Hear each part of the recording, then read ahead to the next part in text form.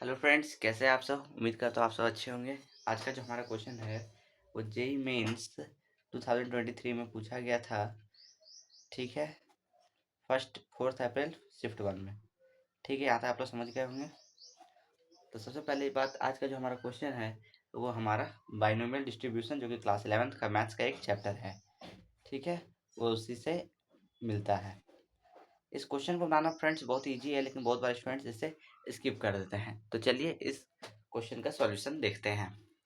ठीक है, तो क्वेश्चन जो है हमारा, the number of elements in the set n is related to natural number, और n जो है हमारा वो 10 से बड़ा है और 100 से के लगभग है, या फिर छोटा है 100 से।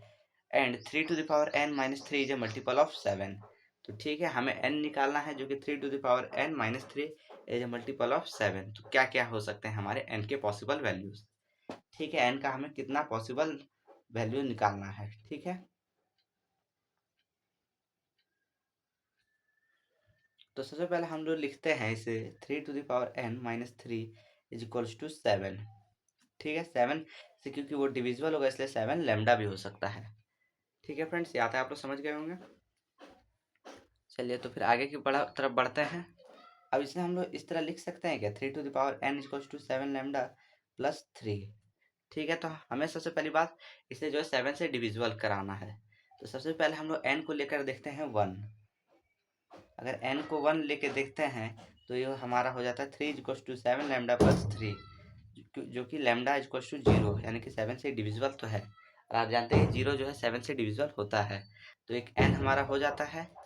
और उसी तरह अगर n इक्वल्स टू 2, 3, 4, 5, 6, 7, 2, 3, 4, 5, 6 नहीं होंगे, आप लोग ये अप्लाई करके देख लीजिएगा। अब हम लोग अगर n को अगर 7 लेते हैं तो वो हमारा हो जाता है 3 to the power 7 equals to 7 lambda plus 3। 3 to the power 7 friends आप लोग जानते ही होंगे 2187 इक्वल्स टू 7 लेमडा प्लस 3, यही होता है हमारा। तो आप जानते हैं friends 2187 minus 3 equals to 7 lambda, ये हो जाएगा हमारा।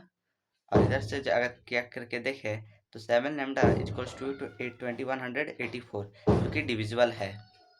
ठीक है, ये 2 है। तो अब हमारा हो जाता है देयरफॉर पॉसिबल वैल्यूज जो होंगे हमारे वो है 1, 7। और देख रहे हैं यहाँ पे आप 6 का डिफरेंस है, इसलिए इसके बाद 13 होगा, 20 होगा। इस तरह से करते करते हमारा हो जाएगा 97 तक। तो हमें अब इसमें से पॉसिबल वैल्यूज निकालना है। तो सबसे पहले हमें निकालना है नंबर ऑफ टर्म्स कितने हो जाएंगे। तो नंबर ऑफ टर्म्स जो हो जाएंगे हमारे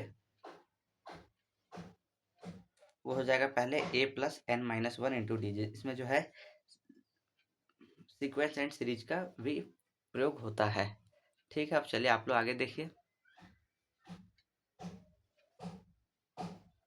और डी जो है हमारा फ्रेंड्स वो 6 है, एंड एल जो है हमारा 97 है। इस तरह से अगर इसको करके देखा जाए तो होता है हमारा n minus 1 into 6 is equals to 96, n minus 1 is equals to 16। Therefore n हमारा हो जाता है फ्रेंड्स 17, क्योंकि हमें n जो है 10 से लेके 100 तक में ही लाना है। तो इसीलिए हमारा जो 17 को जो टर्म्स आया है उसमें से 1 और 7 डिस्प्लेस हो जाएंगे।